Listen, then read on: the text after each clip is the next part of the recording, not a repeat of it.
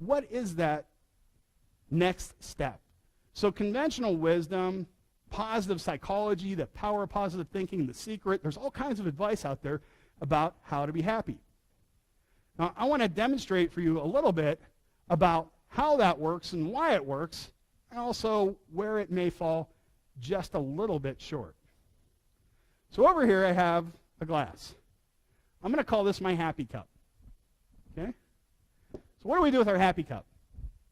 Well, we wake up in the morning, and rather than saying, good God, morning, you say, good morning, God, right? You put a little bit into your happy cup. And then maybe you have a little bit of quiet time. You read something inspirational. You listen to some uplifting music. You talk to a friend.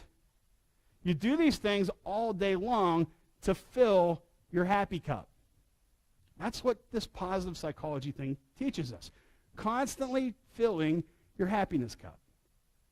And if you do that consistently throughout the day, you will stay happy. I do agree with that. However, where it falls a little bit short is that there's another cup.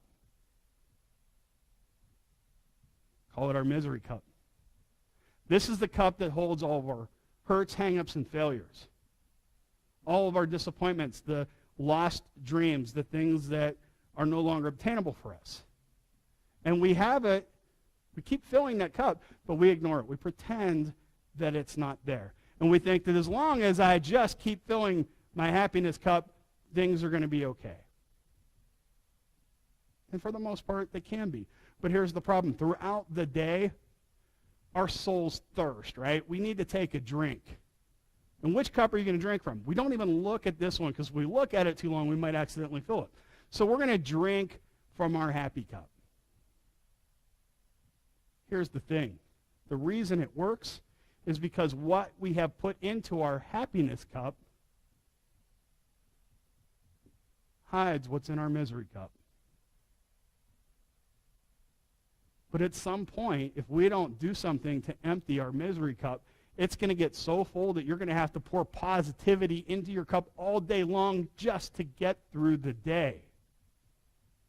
I totally believe in filling your happiness cup. But at some point, we have to do something to empty this cup. We have to forgive others, forgive ourselves, let go of some dreams that maybe just aren't obtainable anymore. We need to constantly do things to work on ourselves so that we can keep this cup low enough that filling our happiness cup is going to work for us. A lot of times people just dive right into what's going to make me happy, and we don't ever deal with the issues in our lives. Sometimes it's literally taking something, well, this is bad, this happened to me, but you know what? I'm going to find a positive spin on it. I'm going to put it right into my happy cup. I'm going to take things like an accident where I can no longer walk and start a foundation for people who will come after me like Dustin did. We could do things to empty this cup and to fill this one. Some other things that are pretty popular. Have you guys heard that money can't buy happiness? You've heard that before, right? What if it could? What if I told you it could? What if you went into the store and you saw these two items on the shelf next to each other? One says a happy life and one says a crappy life. You had to pick one. Which would you pick? Happy life? Charlie? Happy life? Jane? Frank? Happy life? Is there anybody here who would like a crappy life? Going once. Going twice. Anybody? No. So it's safe to say that everybody here would choose a happy life over a crappy life. What are they? It's exactly the same thing, Darren. Exactly the same thing. And less than Stage Time University.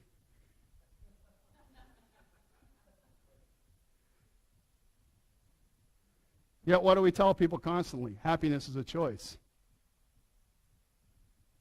We just proved in here that nobody in their right mind would choose anything but happiness. But when people are going through difficult times, the first thing out of our mouths, happiness is a choice. Is it really that simple? Or is our happiness the result of a lot of other choices in our lives?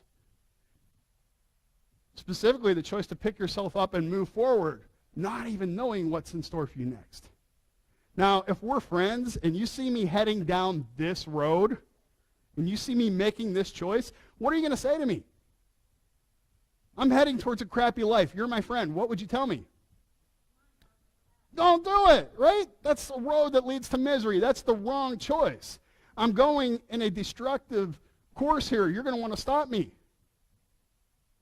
And from where you're sitting, that's exactly what it looks like, right? But from where I'm standing, it looks a little different. To me, it's familiar. I made a commitment to this situation. Maybe I have compassion for the other people that are involved. I feel like there's more that I can do. It's not as simple as, yeah, this is the wrong road. Of course, you're telling me that I should go down this way. It leads to happiness. This is the right road. From where you're standing, yeah, but for me, it's uncertainty. It's fear. It's admitting that I failed over here and I have to do something different. And sometimes that's scary. So I'm just telling you this because sometimes we just have to meet people where we are. And sometimes for you, what seems like should be the obvious choice isn't always so obvious. I don't have a lot of friends, but I brought them with me. I want to introduce you to them. This is Blondie. We're just going to call her Blondie, right?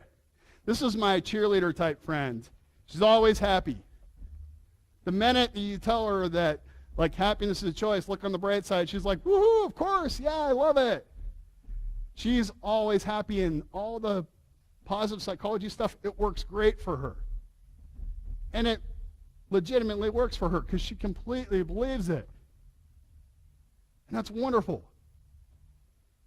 Kind of wonderful. Sometimes I just want to bat her around the room a little bit, toss her around. It's not always as wonderful for the rest of us. But there's a second type of personality out there. This is Old Blue.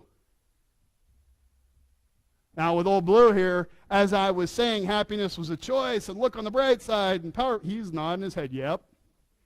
Yep, he agrees. He agrees with all of it. Because he knows in his head that everything I said was right. Problem is, he doesn't feel it in his heart yet. He knows that you should look on the bright side. He knows that everything can work out.